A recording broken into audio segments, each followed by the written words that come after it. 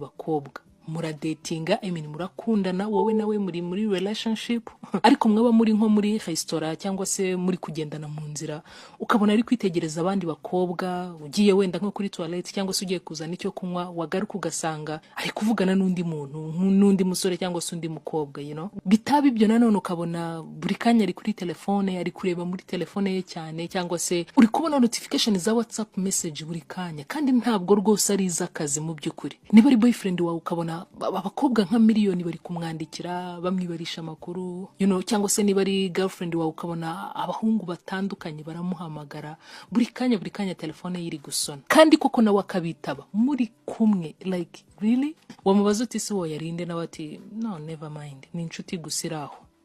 Umuntu nkuyu abashobora no kuguca inyuma byoroshye. Niba muri relationship iri serious n'umukobwa cyangwa se umusore umeze utya, umenye ko yari red flag.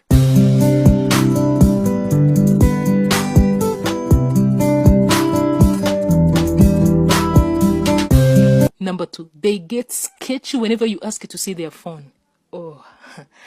Ikigeragezo gikomeye ku isi ni ukumubwira uti neza telefone yawe ho gato hari akantu ushaka kureba, ahita titira ukabibona, nubwo yajijisha ariko urabibona ko ahungabanye. Umuntu udafite ikintu ahisha, kuba wafata telefone ye cyangwa se byayigusangana ntabwo aba ari big deal. Umuntu muteganya kubana niwe muzararana ugasinzira udafite ubwoba ko ashobora kukwicira mu nzu, akaguha ibiryo ukabirya udatekereza ko bishobora kuba byarozwe. Sasa ngi ikintu ntajya mbasha kumva neza ni uburyo ushobora kwizera umuntu ukamuha ubuzima bwawe, ubuzima bwawe ukabumushyira mu kiganza, ariko just telefone gusa ikaba ikibazo. Ari ubuzima bwawe, ari n'ibiri muri telefone, ni iki gihenze?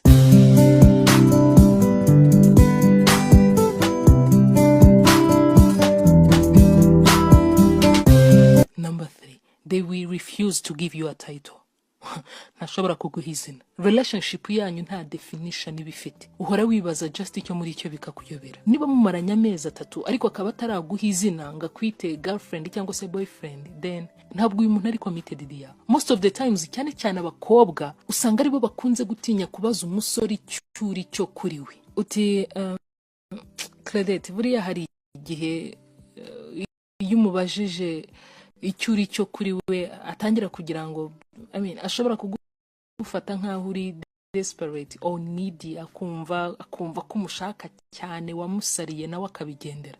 Listen carefully darling, there is absolutely nothing wrong with asking someone you have been really close to over time to define the nature of your relationship. Yes, ndagira ngo wumve rwose ko nta kibazo kirimo kuba wabaza umuntu mumaze amezi arenga 3 muri kumwe, muvugana buri munsi, musohokana, musangira icyuri cyo kuri we. Bamwe babyita weakness, but I call it smartness. Nta gihe ufite cyo guta muri relationship idafite igisobanuro. No.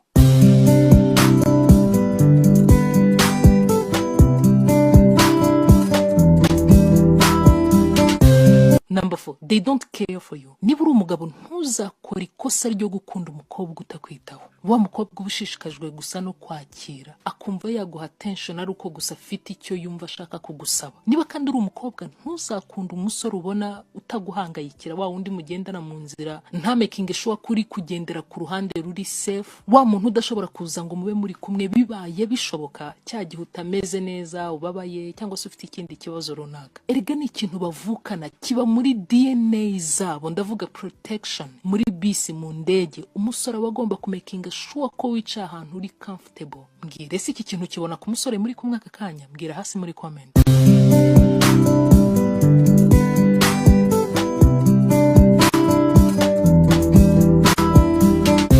Number 5, stop dating people who don't honor their words. Umuntu utarinda ijambo rye uyuwe, uvuga ikintu ntagikore, uguha isezerano ntarisohoze, nubwo byaba ku tuntu duto. Umuntu nkuyu I personally nge simukunda. Niba kubwiye ko araza kukureba abikore koko, niba kwemereye service runaka nayikore. Si nkunda umuntu uhorana excuses buri munsi akakubwira ngo impamvu ntakoze ibi ngibi nuko byangendekeye gutya, shanabuze umwanya, boss yahise ansaba kugira gutya na gutya. No. Suko ntari flexible, nyumve neza suko ntari flexible. Rwose ndabizi ko hari igihe ikintu kigutungura, gahunda wari wapanze uwo munsi wose zigapfa, ariko ibi ntabwo bibaho buri gihe. Ukeneye umuntu ushobora kwizera mu byo avuga no mu byo akora.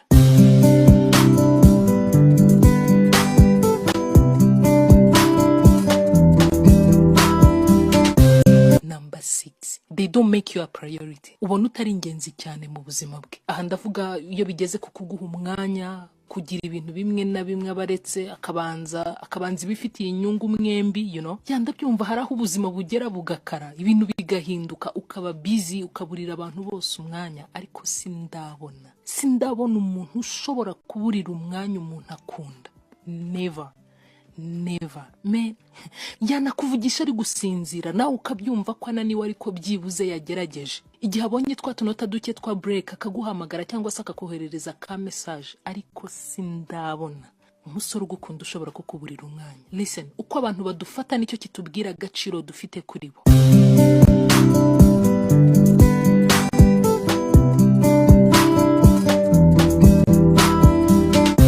Number 7, they hold you to double standards. Ikintu bo bagukorera bakumva ntacyo gitwaye, bo iyo ugikoze kirabababaza. Hari saying mu cyongereza ivuga ngo what is good for the goose is good for the gander. Sinzi ukuntu nabivuga mu kinyarwanda, ariko uko wumva bikubabaje ni nako ndi yababara. Wowe wumva gusohokana n'inshuti zawe ntari bi, right? Uti no, nabajama banjye gusa nta birenze.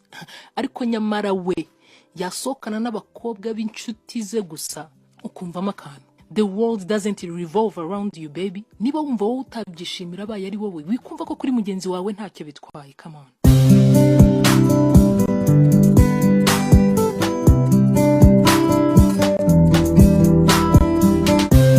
Number 8, they put you down. Hari umuntu udatinya kugutuka, kukwitinjije cyangwa se andi mazina gushyira hasi atuma wumva uri umuswa. They put you down so they can stand tall. Kabone nubwo waba wakoze ikosa rikomeye, wamesinza kabisa nawe ubibona ko wahubutse, nubwo yaba ari umugabo wawe, nta burenganzira na buke afite bwo kukwita umwana, ikigoryi, injiji, naza mvugo zindi zose zitari nziza. Wa muntu w'igitekerezo akaguca mu ijambo ataranacyumva. Kuri we ibye nibyo aba yumva byakurikizwa. Uyu muntu ntabwo umukeneye mu buzima bwawe. Besides ukeneye umuntu ugupushinga, ugukosora mu buryo burimo kukubaha, ukwigisha ikintu utaruzi ariko atabanje gutuma wiyumva nk'injiji kuba utarukizi.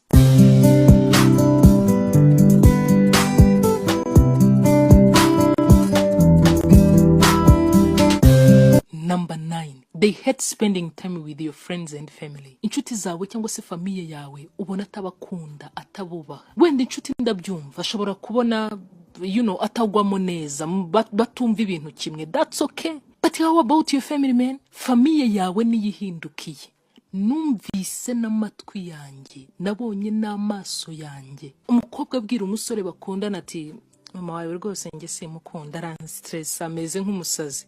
Nubwo byaba ari byo, iki ntabwo ari ikintu wabwira umusore utegereje ko azakwambika impeta. Come on ladies, if they look down on your friends, look down on your family, you think they respect you? No, they don't. I'm so sorry to say that. Umuntu utakubahiye inshuti ntagukundira umuryango, ntuzibeshye ko wowe ubwawe agukunda.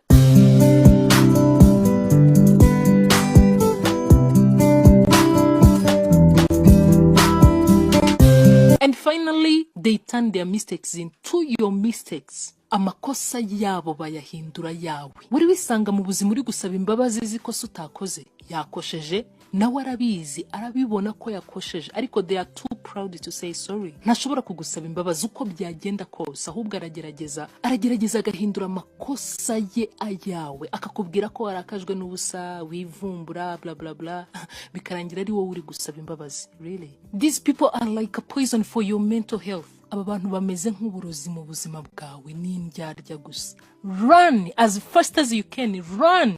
Ndakwinginze ntuzakundira umuntu ubwiza bw'inyuma afite cyangwa se amafaranga menshi atunze, kuko muri ibi byombi nta na kimwe cyubaka urugo. Niba wibwira ko amafaranga ariyo ya mbere ukeneye, ndagira ngo nkwibutse ko 7 mu bakiri 10 ba mbere ku isi, no, ntabwo byumvise neza, simvuze mu Rwanda, no, mvuze 7 mu bakire ba mbere ku isi hose bari divorced already, batandukanye nabo bashakanye.